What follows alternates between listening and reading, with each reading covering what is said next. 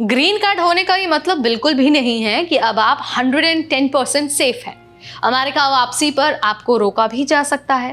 दरअसल हाल ही में एक ग्रीन कार्ड होल्डर को यूएस एयरपोर्ट पर बिना किसी साफ वजह के सेकेंडरी इंस्पेक्शन में ले जाया गया है, सिर्फ इसलिए क्योंकि कभी वो F1 वीजा पर था।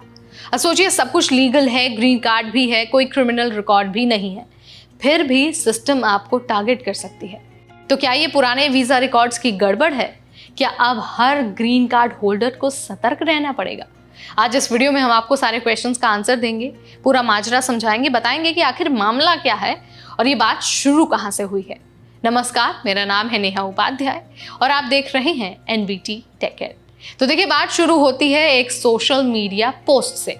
एक व्यक्ति ने बताया कि वो कई सालों से यूएस में रह रहा है, पहले स्टूडेंट वीजा, फिर वर्क वीजा और अब employment based green card holder है। सब कुछ लीगल है और कोई क्रिमिनल रिकॉर्ड भी नहीं है।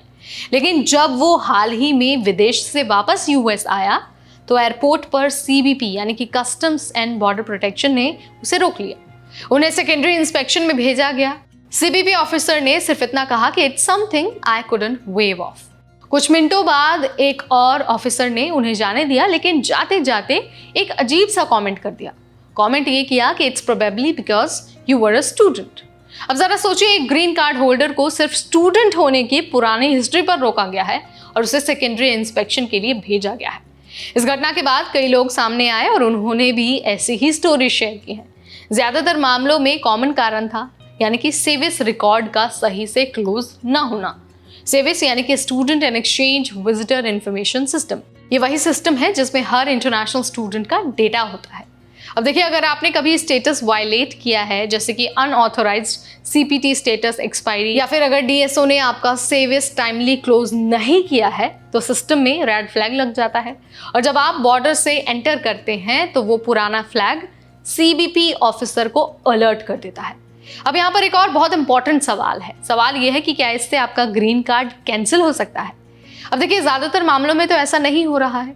अगर आपने कोई फ्रॉड नहीं किया है और सारे नियमों के तहत आपको ग्रीन कार्ड मिला है और सिर्फ सिस्टम की गलती या फिर कुछ टेक्निकल चीज़ें फिक्स करनी है, तो सीबीपी आपको जाने देगा। लेकिन आपको हर बार सेकेंडरी इंस्पेक्शन में रोका जा सकता है, तब तक जब तक कि आपका पुराना सेविस इशू फिक्स ना हो जाए। एक व्यक्ति ने बताया कि सीबीपी ऑफिसर ने ऑन साइट ही ईमेल भेजकर सिस्टम में करेक्शन करवाया। लेकिन देखिए, ये जो फिक्स है ना, ये बहुत टेम्पररी है।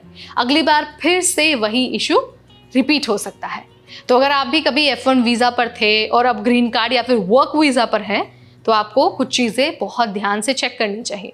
आपको चेक करना है कि क्या आपका जो सेविस रिकॉर्ड है वो सही से क्लोज्ड हुआ भी है या फिर नहीं। इसके अलावा आपको ये भी अपडेट लेना है कि आपने OPT CPT के दौरान अनऑथोराइज्ड काम तो नहीं किया। इसके अलावा आपको ये भी जानकारी होनी चाहिए कि कहीं आपने कभी स्टेटस वायलेशन किया तो नहीं, जिसे इग्नोर आपने कर दिया। इसके अलावा अगर आपने डीएसओ से रिटर्न प्रूफ नहीं लिया है कि आपका सेविस स्टेटस कंप्लीटेड है या फिर टर्मिनेटेड नहीं है, तो भी आपको समस्या हो सकती है। अब देखिए, अगर आपको शक है तो इमिग्रेशन अटॉर्नी से आप कंसल्ट कर सकते हैं। और हाँ, जब भी यूएस में आप वापस जाएं, सारे डॉक्यूमेंट्स कैरी करें। पुराना जो I-20 है वो भी फॉर्म आपको कैरी करना है, वर्क ऑथराइजेशन प्रूफ कैरी करना है और जो सेविस का कंफर्मेशन है, अगर वो आपके पास है तो उसे भी आपको कैरी करना होगा। तो भाई देखिए, अमेरिका का जो इमिग्रेशन सिस्टम है वो काफ़ी सेंसिटिव है और वो आपकी पुरानी स्टूडेंट हिस्ट्री तक को ट्रैक करता है। तो यहाँ पर मैंने बहुत आसान भाषा में आपको सारी चीज़ें बता दी हैं, समझा दिया है। अगर वीडियो पसंद आया तो उसे लाइक और शेयर करना बिल्कुल न भूलें। ऐसे अपडेट्स के लिए stay tune to NBT Tech add.